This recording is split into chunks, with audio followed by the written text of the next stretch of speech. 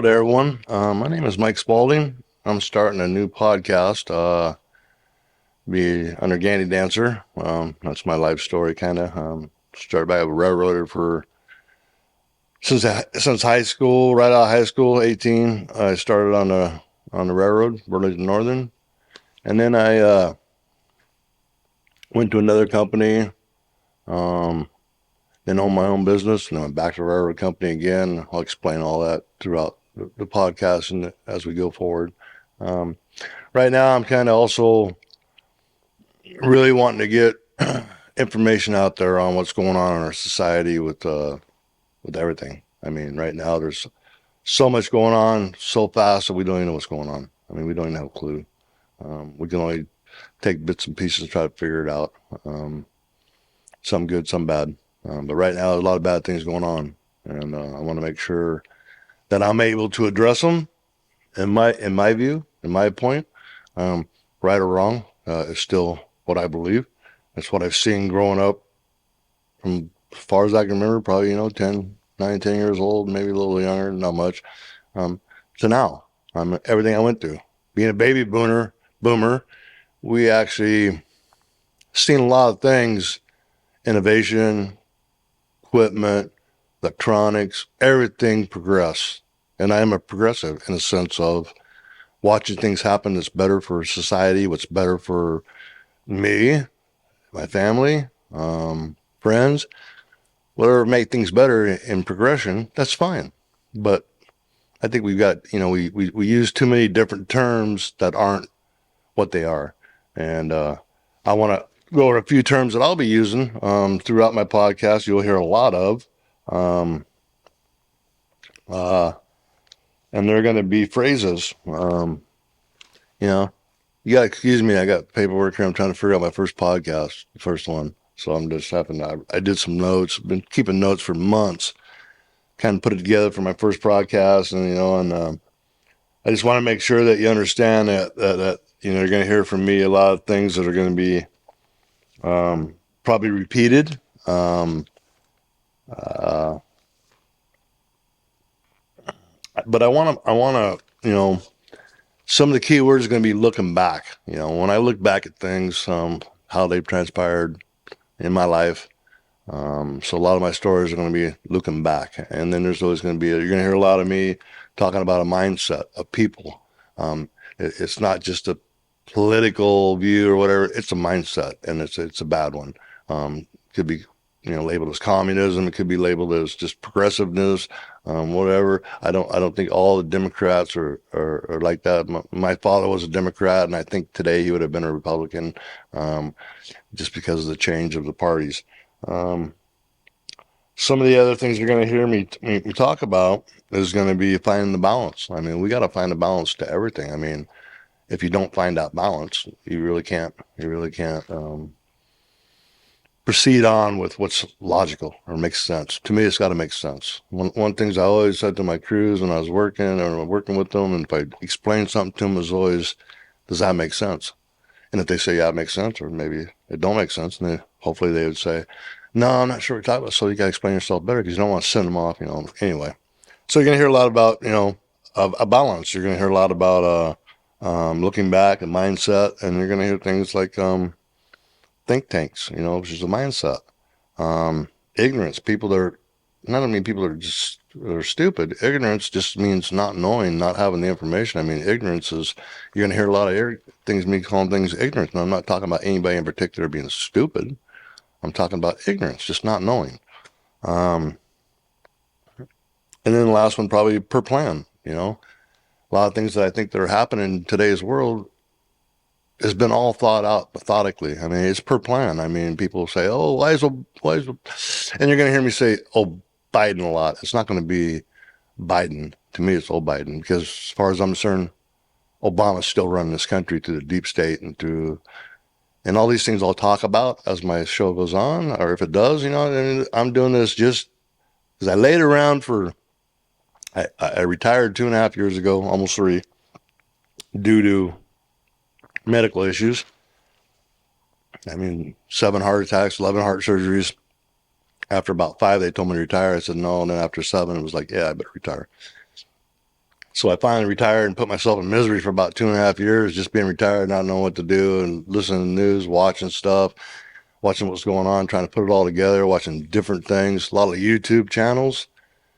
People like Crowder, and Joe Rogan. By the way, Joe Rogan, this is my first podcast, and before the end of the year, I really hope my goal is to be on your podcast at some point, just because I think you're the baddest ass in the country. I've followed you since you were a kid in soap opera, all the way up to Fear Factor, UFC, all the way through. You're a badass. You're an American badass. Um, so that's my goal. It really is. It's to get the word out from my perspective, and hopefully get on Joe Rogan's show. um, Phrases that we got to be careful of. When people talk and you hear things, because I try to listen real closely. It's not always what they say; it's what they do, right? I mean, people, no matter who they are, you just can't trust people to what they say. So you got to watch what they do. But a lot of things they say that is leading up to something that's no good is usually, this is just too complex for you, or it's complicated. You know, um, it just makes you feel like, what, I'm stupid. I just don't know. I mean, it's too complex for me. Well, just explain it. I might understand it if you just. So it's really not even complex or complicated. It's just the way they've made it to so that you can't figure it out because it's just too complex. They're too smart. You're not on a level. Well, fuck them. Um, uh, some of the things that I want to talk about with this is how I believe that a lot of this started with this progressive movement, or whatever you want to call it. I'm not sure what to even call it, but I want to try to get you to understand the mindset of people that, in my case, I look at it as that we're fighting against. I mean, the people that we're actually fighting against to keep from having our children and grandchildren's dicks cut off, or breasts removed, or all this stupid shit that's going on. Just completely unbelievable. Don't know how we got there for sure, but I can explain to you how I think we got there. Back in the 80s, middle 80s, 85, I think it was, there was a dude that came in to Oregon named Osha. He was the Bhagwan Rajneeshi. And he had his little follower named Sheila. She was the right hand woman. She was in love with him, and she did anything he said. And basically, he came in here to have a sex camp where everything was peaceful and teach, stress relief and through sex and drugs. That's all. I mean, he was into sex and drugs, banging every chick out there. Where she was in love with him, and she had a different path. She decided she wanted to take over government. She wanted to rule the world, I guess, was her end of the means. Never happened, but she went to prison. But my story is about, and I'll keep it kind of short because it's really kind of strong. I might drop back to it later in podcast to try to explain. But these people came in, this guy came in with his little followers, and then he brought in people from around the world, right? Rich people's kids, and got a lot of money. They were giving them this, their checks and money, and then he started getting people with Social Securities and stuff. Just a regular cult, just a cult. That's all it was. Kind of like David Koresh, whatever. Jim Jones. They're out there. They've been out there all along. But anyway, they decided they wanted to take over this town of Antelope, Oregon, in 1985, and so they started getting into politics, and they started poisoning the water, and people were getting sick and dying and moving, and they finally got enough people infiltrated into the city, and they changed the name from Antelope. They had enough people on the city council now that they invaded, and they changed it to Rajneeshi. That was the town now, Rajneeshi. There was only a few homesteaders, the old timers, left there. I mean, most of them moved out or been forced out or died. And then Rajneeshi wasn't good enough for them. They wanted to go even further with it, and they wanted to take it countywide. And so I believe it was Multnomah County, maybe. I'm not positive about that. I have to look at it, but the concept was there. And so they went out to the county and tried to poison restaurants, poison salad bars and all you can eat restaurants, like, different places in these communities, in these counties, trying to kill the people. And the reason I say this, and this is what happened, I'm just saying this is the mindset of these people that went from that to getting into our Portland City Council, now into the government, and back in the 80s and early 90s. And now they're there. Portland's the worst. That's where Antifa was taught. That's where Antifa started from. And that's where they're strongest. Their stronghold is. Yeah, they go around the country and they get paid by Soros and different, back groups that they're just, they're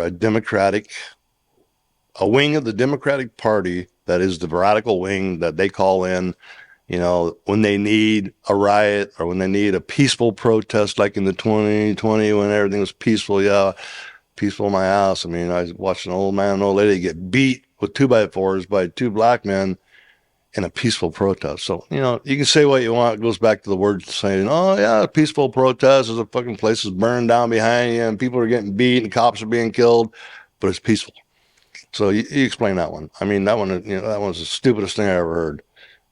And seeing that just made me go crazy. I mean, I was really going mentally crazy. I mean, it tore apart even my family. I mean, parts of my family it tore apart, and I'm just still trying to patch it back together, some of it. And hopefully we can. Hopefully we can find that balance, and we can talk about it, and try to look at different things. And one thing I have told my grandchildren through their parents is that they had to promise me one thing, and I'll say this to anybody listening. Make sure your children know, and grandchildren, that if some adult, I don't care if it's a teacher, professor, garbage truck driver, I don't care, somebody they don't even know, even if they know them, if somebody tells you, your child or grandchild, don't tell your parents, immediately, and I told my grandkids, immediately you go home and tell your parents, or even right then, you make it so you can get a hold of your parents, because there's nothing good that can come out of that statement. Nothing. That an adult, school teacher, professor, trying to keep secrets from their parents is teaching them how to lie. We've taken a whole generation of children and taught them how to lie. Maybe 2 generations. Maybe it started back in the 80s, I mean, I can go on and on about how I think it started. Talking a little about Rajneeshi. We'll go back to that later at another episode or something. I just kind of wanted to fill you in. This is just, like I say, my first episode. I'm just trying to, figure out how I can do this, what I can get out there, and try to use facts. If I'm going to use an opinion, I'll let you know, in my opinion. Otherwise, when I tell you something, it's going to be something that I witnessed, or I watched a documentary, or I've seen something that's really the truth. I mean, I'm not going to get it from, MSNBC or CNN or ABC, CBS, any of these stations, even Fox News. They're good. I mean, they have some good commentators. Tucker Carlson seems to be pretty straight up. Some of them more, I mean, they're definitely conservative stations. So unless you're conservative, you're not going to really watch it. And so you're not going to get that side of it. If all you do is watch CNN, MSNBC, or even the local news, they're all tied in together. Trust me, it's all one party, the Democrat Party, the media, Hollywood, we can go on and on. But they all have the same goal, the same mindset. And so they're not going to tell you the truth. And it's not what the media tells you. It's kind of like the whole don't tell your parents thing. It's what they don't tell you. The information they hold back. And some of that information that's held back can be deadly. And it can be, misinformation. I mean, the government at one point here not too long ago wanted to put out a disinformation board. Well, like I say, everything they say is the opposite. So they were trying to silence speech with it. Like, it's just like they did with Twitter and the rest of them. And I don't even Google unless I'm looking for a place to eat or, shop or something. But when it comes down to a definition, or if I need to know something, I'm not going to Google. Google's no different than Twitter or all the rest of them, the social media. Google's, yeah, it's a good informational thing for, probably 75%, but that 25% that's woke, or whatever you want to call it. Now they call it woke. I don't even know if that's a good term. I mean, it's just a fucking mindset that's really, really bad. And it derives from communism. So this whole thing with, with all of this in the politics is that we've given up a lot of things. And we keep telling them, you get these really hardcore progressives that are saying, no, I want to just progress. We're progressive. Well, you're not progressing when you go backwards in what you've done, like with racism and everything. When we start going backwards with that, it's not progression no more. It's suppression. So now we started suppressing people. And now we're getting bad at that. And now we're trying to silence people. And we're in America. This is America. This isn't freaking China. This isn't North Korea. This is America. And we got to understand. And if you don't like living here, I mean, you really hate America that bad. And I know everybody says it, but I'll tell you, I mean, if it's so miserable for you and you think that people are so bad, maybe you not ought to look at some of these places that you're talking about. You want to be like them. Maybe you should go try it out. Or maybe you already have and you think, no, I want to make America that way. Well, we don't want it. We just don't want it. And you push too hard, things are going to happen. I mean, I don't know what. I mean, but a human can only take so much until they finally go, what the hell? So anyway, I just give you that little warning. But I mean, Portland's one of the worst, and I'm from Washington State originally. That's where I lived most of my life, besides traveling around on the railroad, which we'll go into later. Um, but I decided to do this podcast because I was depressed. First 6 months of retirement, I built a tiki bar. I did all this thing around this house I bought in Florida. I made a move to Florida, which I never even imagined I'd do. Up until 2020, June of 2020, that's when, I just decided that things were too chaotic in California where I was at, San Diego. The company was going really in a direction I didn't want to, plus my health was just so much. I mean, the health was the main reason for sure. But deciding where to live was a whole different thing. I mean, because I was going to go back to Washington. That's kind of where I lived all my life, and even went back after traveling around. That's where I'd always go back to.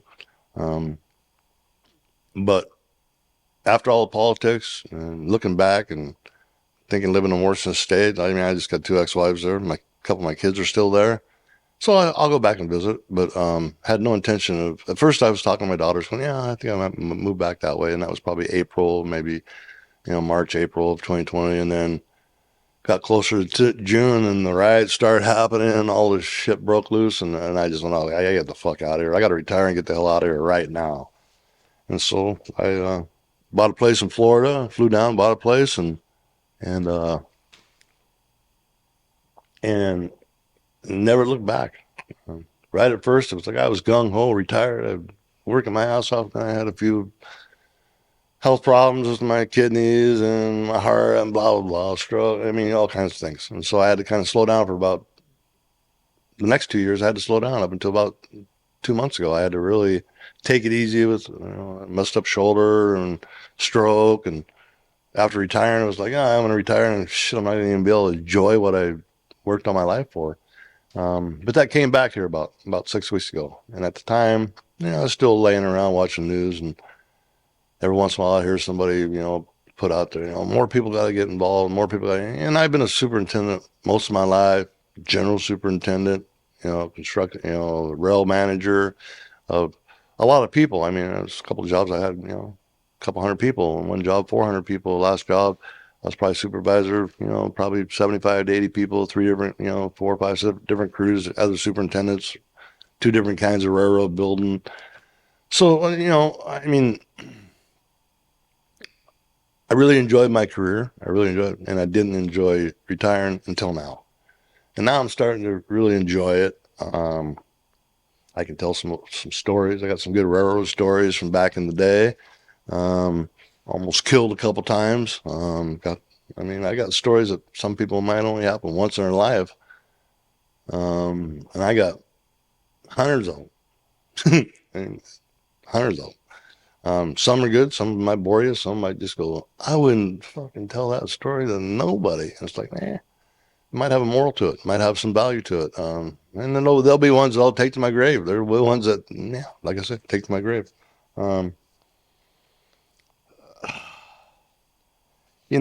So besides that, I kind of wanted to go into why I'm doing this video. I also want to try to capture some people in the rail industry and whatnot, and show some, talk about my rail career, which is 3 different companies, 3 different styles of railroad. I mean, got a lot of knowledge there and got a lot of history, and so I definitely want to tell some stories, and I'll tell one today. But I just want to finish up here with this first episode, just kind of laying it out where I'm at. I'm saying right now, There's so many things going on, and we just got to pay attention. And you got to listen to. You just got to watch what's happening. You got to listen to what they're saying, and then try to put it together. Because it's got to make sense. If it doesn't make sense, something ain't right. And nothing's been making sense for quite a while, especially the last 2 years since Biden's been president. And you'll notice I'll never call him. If I call him Biden, it's by mistake. Because as far as I'm concerned, Obama's still running this presidency. Obama's still in the middle of the deep state. Obama's people are still in Congress, and they're still in the bureaucracy throughout the United States heavily. And so Biden's never ran nothing. I mean, he's been a shell of a man, empty shell of a man. He don't even have a brain no more. I mean, that's getting obvious and more and more and more. But yeah, we still, we don't care. I mean, Democrats don't care. Shit, you got Dianne Feinstein's been in the hospital doing all that. At least, Congress, at least the Republicans will take Mitch McConnell and say, hey, you're getting too old. You fell down. You're stupid. Get out. Best thing that ever happened, because Mitch McConnell just flows with the wind. He don't know where he's come from. Anything. I don't trust him a bit. Nor do I trust Lindsey Graham or Mitt Romney. Mitt Romney from the conservative side. I don't trust those people at all. They've done too many things. They said too many things. And they're too hypocritical. And they're just politics. They're part of the deep state in a sense, or they're part of the bureaucracy that just blows with the wind. All the Democrats fit in that. All of them. And they just seem to stick together like mud. I mean, they just stick together on everything. It doesn't matter if they believe it or not. It's just a talking point. That's what it is. And they don't, or Republicans are a little different. I mean, they had troubles starting this session, with, the House Speaker and some of the Tea Party and some of the new members coming in that come in to raise hell, that came in to treat Congress and treat Democrats the way they've been treated, that they've been treating Republicans for decades. The Republicans are finally got some people in there that are coming alive and not afraid to go head to head with these people. Because the problem with democracy right now, and the problem with America is, and it's not just these politicians that got everything wrapped up and they lie to you and they tell you all this bullshit. It's the judicial system, our judges, our lawyers. They're all wrapped up in the same shit. You can't even. They won't even take people and arrest them anymore in all these big cities with the real liberal, governors and leaders and mayors, and especially the cities with the mayors that are Democrat. I'm not going to go through and name them all. You know what they are. I mean, Chicago, New York. They're the worst kind, right? They lie about everything. They tell you the opposite of what's happening. They take away bail. Everything they've done is to help the criminals and make victims the criminal and the criminal's victim. Everything's upside down. And we know that. I mean, we know that by everything we watch, everything we see, that is upside down. But keep in mind, that's per plan. It's all part of the master plan. Create chaos, lie, cheat. Because here's the deal. The progressive movement, the communist movement has been going on for a long time. Decades, probably since World War II, the New World Order came global. I mean, why do you think Kennedy was assassinated and Martin Luther King? They weren't following that. They were going more toward conservatism. So our own country had to assassinate them. I always knew that. Now they're coming out with some shit saying, oh, government. Yeah, really? We already knew that. Some of us already knew that. And now you're going to come out and say, I don't really give a shit. That was fucking 50 years ago, and most of those people are dead, and the ones that care, they're dead. Nobody cares. And me, I was too young to even really worry about it. I look back and see it now and go, yeah, it makes sense. And then Trump came along. And all of a sudden, Trump came along and just changed everything. He just turned this freaking country upside down, and the world, the global world. Because he came in there as a businessman. He came in there to run this country on a budget and, all that stuff. And these politicians from both sides. That's why I said, that's the man I want to be president. Because everybody hates him. And if everybody hates him in politics, from Republican, conservative, that's the guy I want. That's the guy I want in charge. Because he's not in there for himself. He's not in there to make money. He don't take special interests. He don't deal with lobbyists. He's rich enough to just take care of it himself. That's the guy you want in charge. I mean, yeah, everybody else is screaming and yelling and fucking trying to, put him in prison and stuff like he's done something bad, and the Russia hook, all this shit. Clear back from when he fucking first said, I'm going to be president. everybody just laughed. Oh, yeah, joke. And then he became president, and then everybody just panicked and said, we got to get rid of this guy. And they've tried every way, every how. They're still trying. Still trying New York with that dumbass. Little chubby dumbass fucking guy. He's just, oh, yeah, I got him now. I'm going back 7 years, 8 years that they've got every attorney in the world almost, because this is a global thing. So you've had the smartest attorneys in the whole world go up against Trump and came out with nothing in 7 years. That's 7 years worth of investigation after investigation, impeached twice. The guy's incredible. And he's going to be the next president, hands down. And Ron DeSantis is going to be his vice president. And then Ron DeSantis is going to be president for the next 8 years after that. So we got 12 years of conservative. All we got to do is make it through 2 more years. Or Biden dies and somebody assassinates, fucking Obama, and we get him out of shit and we get rid of some of this deep state shit. Because this whole transgender thing that's going on right now, it's a fucking mess. And it all started back in 2008, 2010, right when the Obamas came into office. Barack Obama and his partner, or whatever it is, he, she, whatever, went to college. It was Michael. Now it's Michelle. So he's been a real, whether it's a he or a she with Obama's partner, he's been a real advocate for transgenderism. And he's been, and behind the scenes, and the government itself with Obama have really pushed laws, really pushed executive orders. Now Obama's doing it, or Biden's doing it at the request of Obama. And it's getting to be a mess. It's getting to be a mess where it's out of control. Bud Light's learning a lesson. Obviously. This whole swimming thing going on with this chick. Dudes can't be competing against women. Period. Just can't happen. There's no explanation. No, it's right. Oh, it's not. When we start listening to people like that and getting in our head and saying it's okay, it's not okay. It's not okay. I'm telling you right now. If somebody takes one of my grandchildren and convinces them that they need to get their dick cut off or breast removed at a young age, I will track that person down and make sure that they don't do that to nobody else ever again. I don't know how I do that. I don't know how I do it even. It might be through words. It might be just through cancel culture. I don't know. But we sure have had a lot of that lately in the last couple of years, this thing called the cancel culture. So somebody says something about transgenders, or somebody says something about, the election was a fraud. Boom. You're done. A person's lives are ruined. I watched more people's lives get ruined in the last 2 to 3 years for nothing. For zero, nothing. We got people sitting in jails in Washington, D.C. from January 6th for something that was set up by the Democratic Party and the FBI. It's all going to come out. We're all going to see it pretty soon. They had Hollywood come in before the Republicans took over the House. Nancy Pelosi had Hollywood come in and do a big production, and they got a couple of Republicans that were anti-Trumpers and put them in there and just, ran a kangaroo court and tried to make everybody think, oh, yeah, we got all these people, and then we started seeing shit. Most of us already knew the truth, but then you start seeing shit and you're going, oh, then you start hearing, oh, yeah, there was 40 FBI agents in the crowd. And who knows how many Antifa. I won't say what Black Lives Matter because it's not really even an organization. That's just some people that just scammed on the black people, just scammed on them. But as far as Antifa, that's just a bunch of white college punks. They're there January 6th. You can tell because they still got masks on. You're wearing a mask and you're fucking up to no good.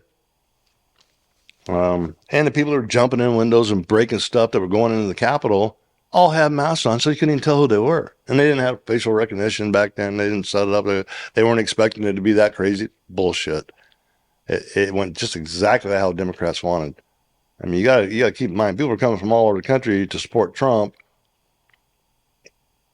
And what the Democrats did was set it up, because sometimes Republicans just don't look far enough ahead, and they fall into every freaking trap. Every time in politics, it seems like within Congress, whatever, Democrats are 2 or 3 steps ahead of Republicans. So it's like, oh, if this happens, then we'll do this. If this happens, we'll do that. If this happens, we'll do that. The Republicans are all just, they're rule of law, blah, blah, blah. They're just like, damn, they got us again. How are we going to get out of this? And then they're always freaking defense. They're always trying to get out of trouble. And by the time they get out of the shit that the Democrats lied about, they're in trouble again. Or they missed everything in between because of a distraction. I don't know. We need to figure this stuff out. We need to pay attention. That's what I'm here for, to try to give you my stand on it and my opinion and what I've seen and what I can even predict what I think is going to happen. I mean, and maybe it will, maybe it won't. But with that, it kind of gives you an idea of why I'm doing a podcast. But in this podcast, I also want to go with, some stories. Like now, I want to touch base on a railroad story, but back in the probably mid '80s, maybe even probably mid '80s. Working on the railroad, one of the things you do when you're working on the road, it's on a seniority basis. So you get hired. That's your seniority date. Mine's 4/10/79. So April 10th, 1979 is when I got hired. So it's tattooed on my arm. So, but that's what you use to further yourself and enhance and work your way up the ladder and equipment and foreman in that scenario through craft employment. That's how you get the better jobs, higher paying jobs, is work your way up with your seniority. So I was out date hunting. They call it date hunting. So on the railroad back in the day, and I think they still do it now, on the Class 1 railroads, that was Burlington Northern at the time. I'd already had my machine date. They start off with 5, 4, 3, 2, 1. 1 being the biggest, highest paying machine, 2 being, et cetera, et cetera.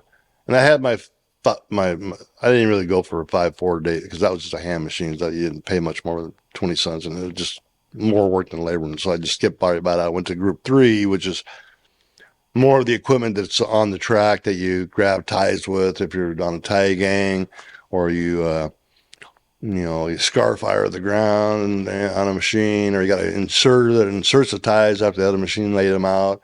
And then, there's a multiple, the Group 3 class is probably the biggest class in the railroad on BN anyway. You got a variety of machines you could run underneath that group. Now, Group 2 kind of went to like a speed swing, which is picks up rail, moves. It's got a 180 turret on it, with a nose, articulate, and it's got crab wheels. It's got high rails too. You can be on the rail or be on the ground or on the road.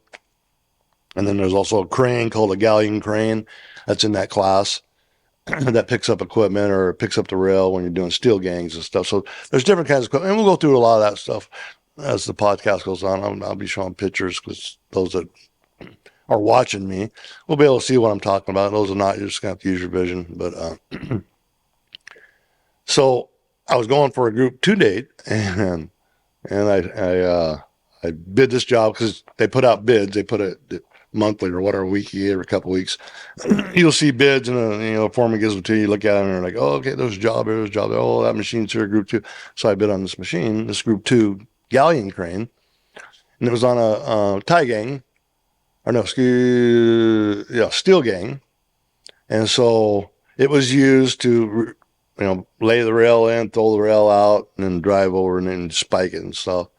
And then it also was used to load the heavier equipment on the flat cars, because that's how you transport it from one location to another, is you transport the machinery. And so I was just learning, so I got there, and they got this term called being railroaded.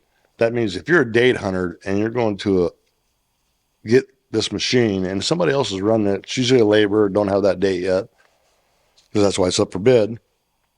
And it's usually somebody that's been running it, pretty good at it. And they've been running it for a long time, and they get production, blah, blah, blah. So when the date hunter comes in, they don't even want to let them run it. They want to, screw them so that they screw up and not get their date. Because you got 30 days, legally, technically, you got 30 days to get the date. After 30 days, they can qualify you.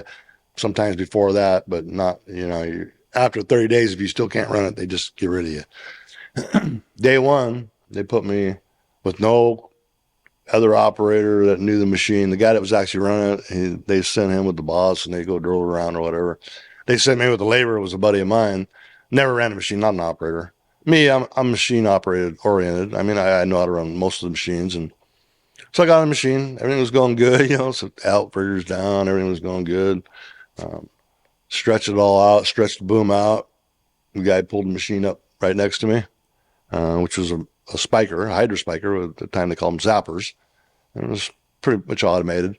So I picked it up, and so it was on one track, and I was in between the two tracks with the machine.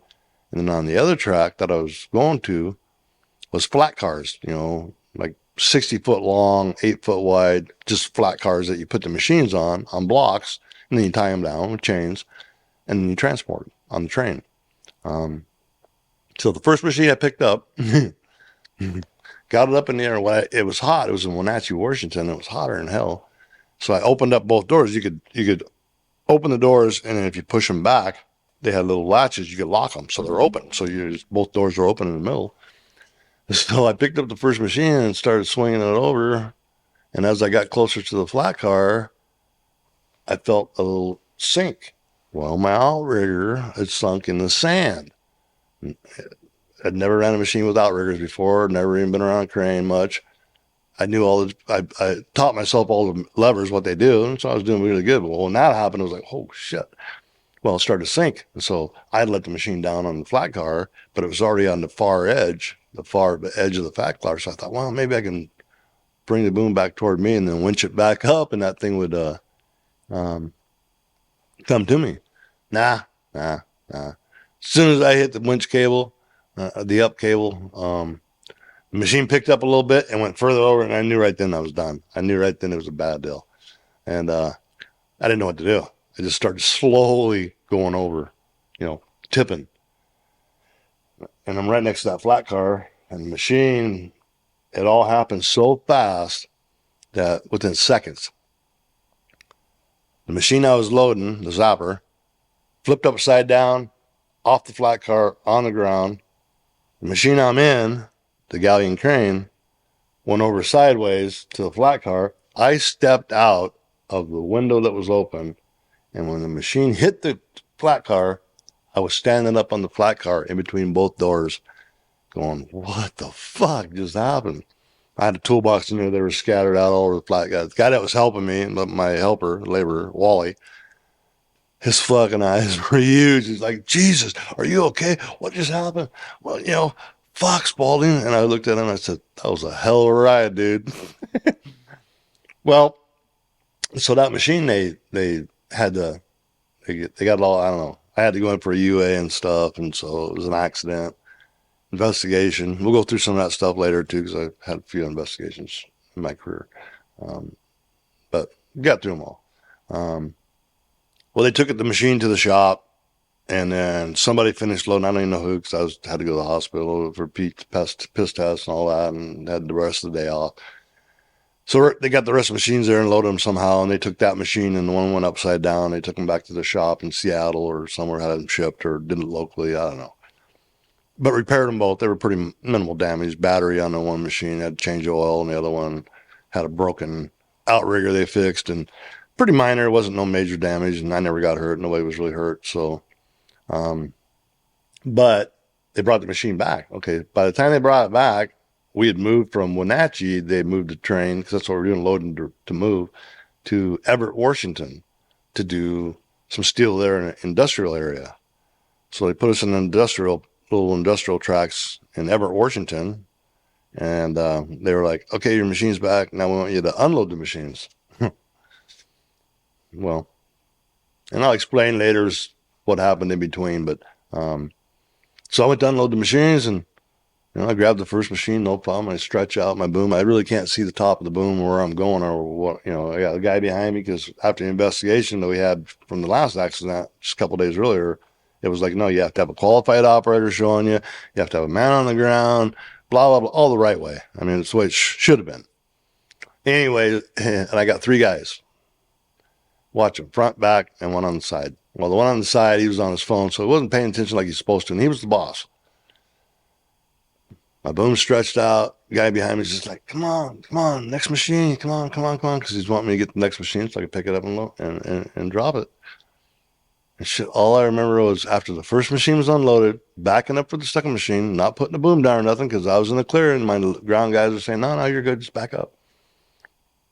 Bam! I hit a freaking power line, major power line with this boom.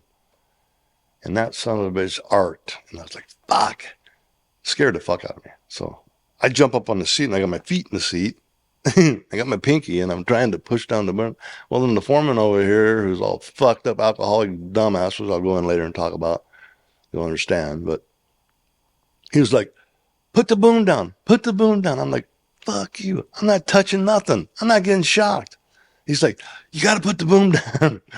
And so that's when I was up on the seat. So I took my pinky and I hit the boom lever down. And as soon as that boom came down away from that wire, it fucking exploded. I mean, it sent an arc about 8 feet wide. I could see that and just lit up the whole sky. It was a gray sky. It was probably 2 in the afternoon or whatever, but it was dark, dreary.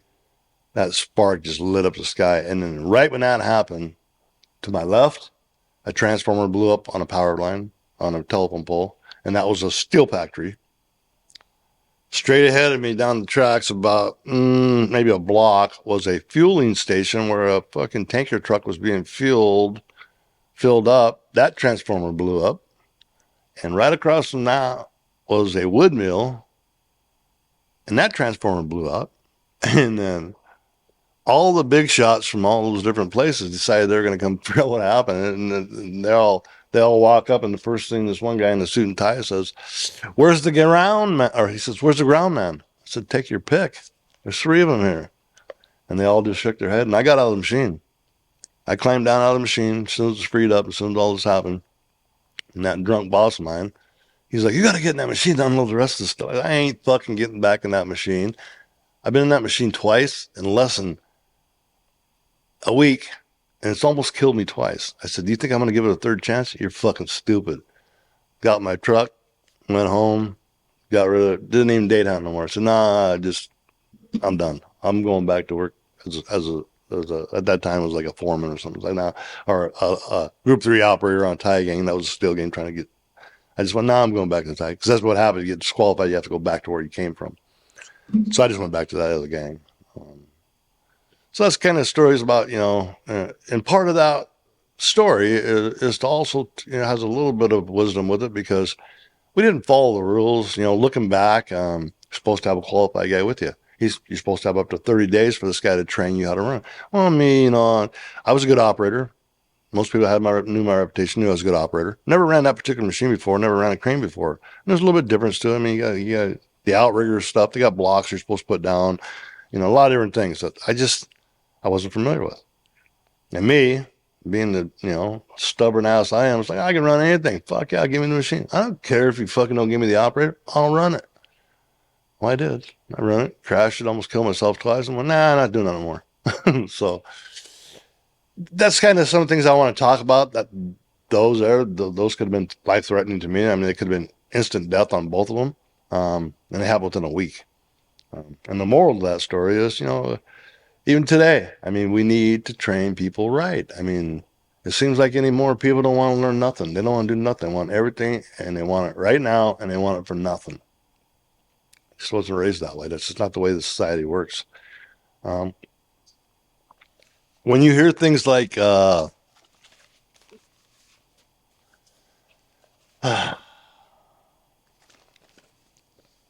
don't know. I'm just trying to go some of these notes before I go on to the next. So I'm gonna have to go through and try to figure it out. But one of the things that bothers me the most, more than all these politics, and more than almost any other thing out there, is what's coming up to us now, and that's AI.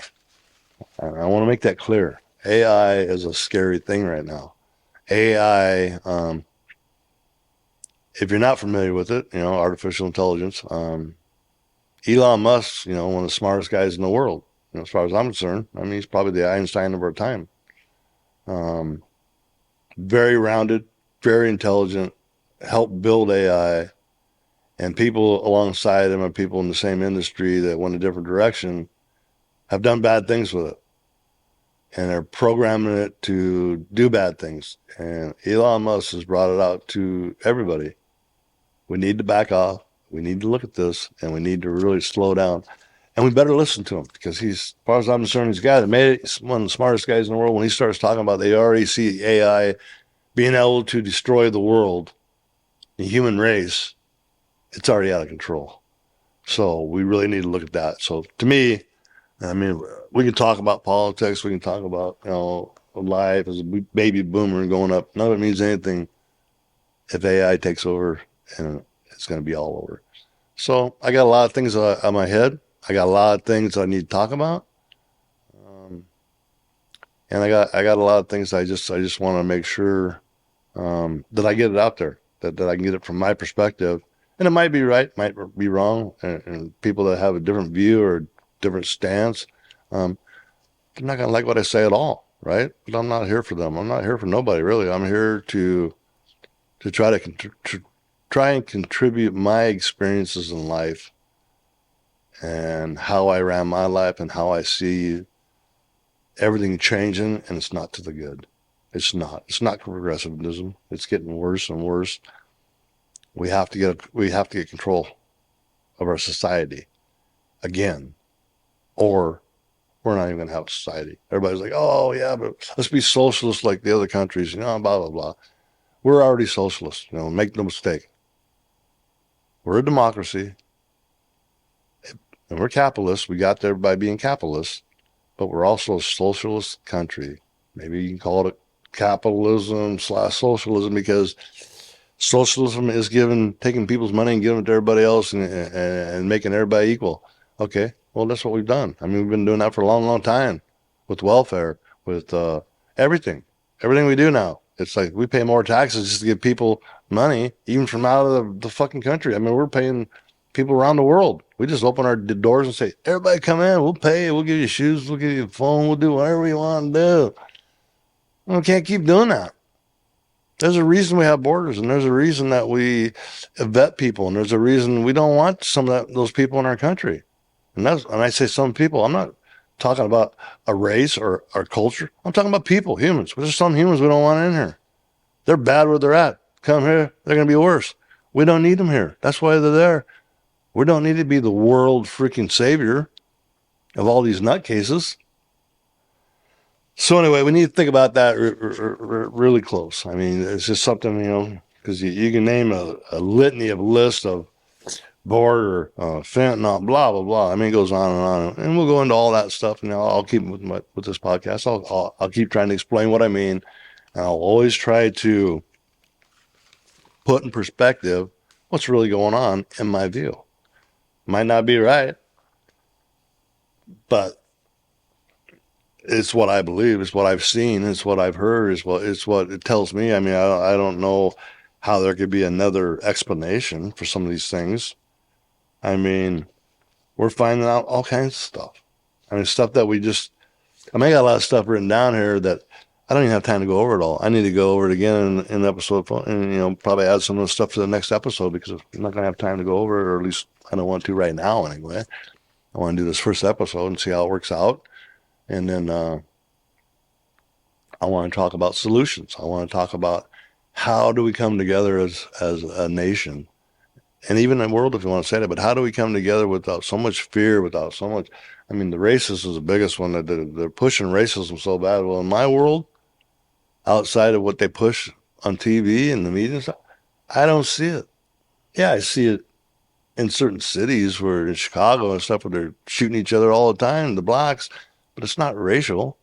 It's just criminal. And these communities have allowed it to happen. They really have. And we got to really be careful. I mean, because we've got a government in there right now. We've got an administration ran by Biden, and I'm telling you, it's ran by the same people that ran it with Obama. And they were all in there still somewhere hiding with Trump. Trump should have had a good 4 years, should have had 8 years. But these people infiltrated his presidency. There was more leaks going on, like a sieve, leaking every day. With Obama or Biden, no leaks. The only leaks come out are I don't know yet. Still trying to figure that one out. There's one that came out on this classified information. I don't know about that yet.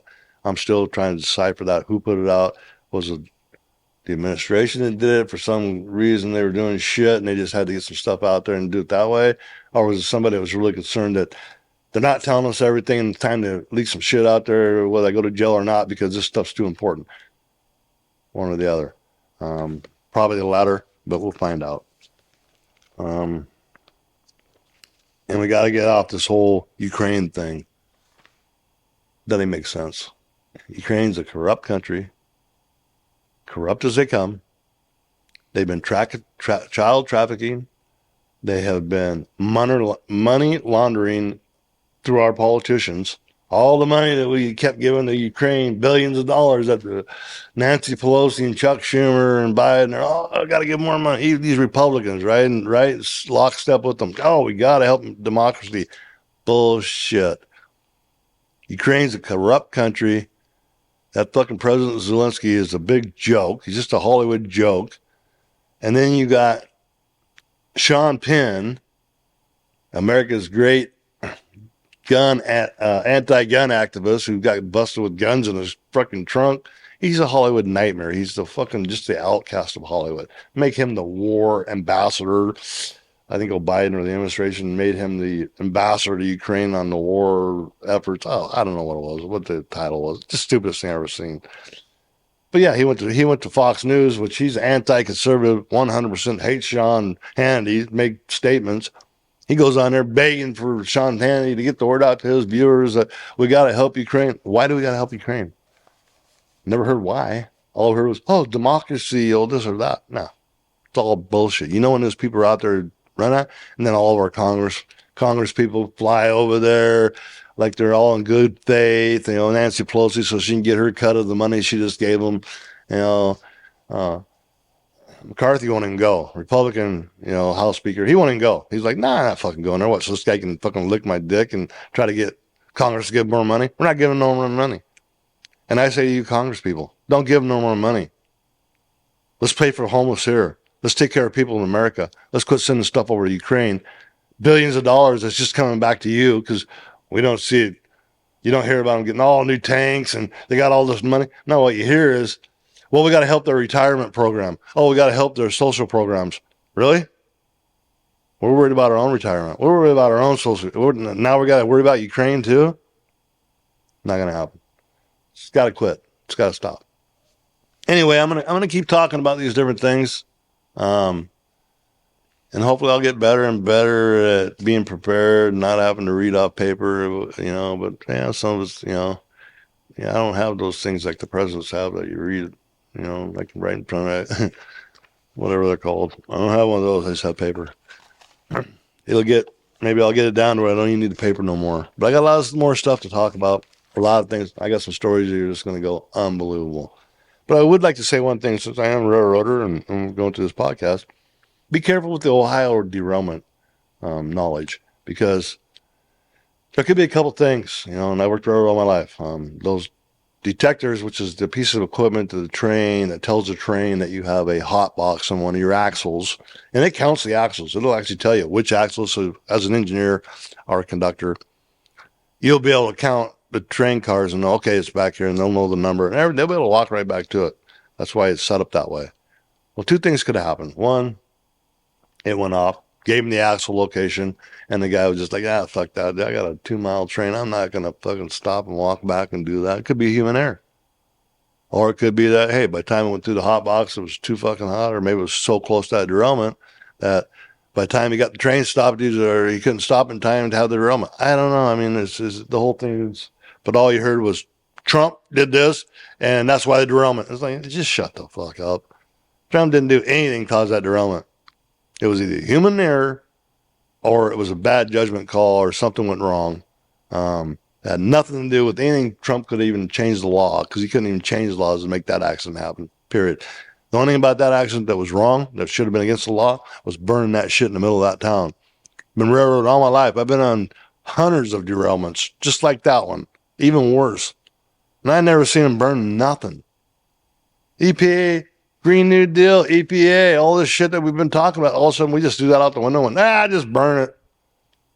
something's wrong with that too. Something, it kind of should be able to back up a little bit, looking back, and say to yourself, well, how serious is this freaking Green New Deal or this environment everybody keeps talking about? Because I've been hearing about it since I've been born, but I mean, it was 1984, 1970, and then it was going to be 2000, and world coming to an end, world coming to an end. Al Gore, oh, world's coming to an end if you fly in a jet. Now he's got 2 private jets and whatever. I mean, they're all hypocritical. They're all just full of shit. You know, the ocean's rising, so be careful because the ice is going to melt. So what do? They build fucking houses right on the fucking ocean. As they're telling you the ocean's rising, it's going to wipe us out. No. Just like with COVID. Got to wear a mask or you're going to kill people. If you're not wearing a mask, you're going to kill people. Really? Then how come Nancy Pelosi walks around with no mask? They know something we don't. Gavin Newsom running around with doctors and in a restaurant, no mask, no nothing, after he just said strongly, if you're not wearing a mask, you're killing people. Well, not me. I said you. But anyway, we got to think about that stuff. I mean, you got to really think about that. I don't care what side of the aisle you land on. I don't care where your head is. It's got to make sense. It's got to make common sense. Because if COVID was really that bad, they wouldn't be out in the public without masks. Ever. Nobody. You just wouldn't. So that should explain everything to you right there. I mean, that should tell you the whole thing was bullshit from the start. You got to look back at the whole COVID thing.